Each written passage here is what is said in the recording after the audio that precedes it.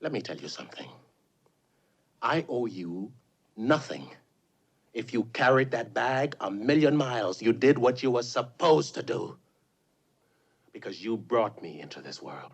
And from that day, you owed me everything you could ever do for me, like I will owe my son if I ever have another. But you don't own me.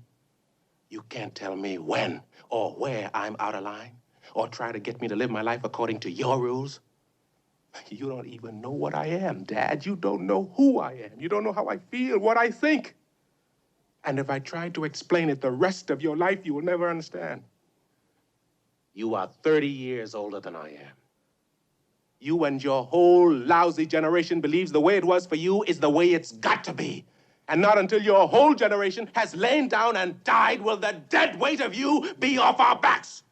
You understand? You've got to get off my back.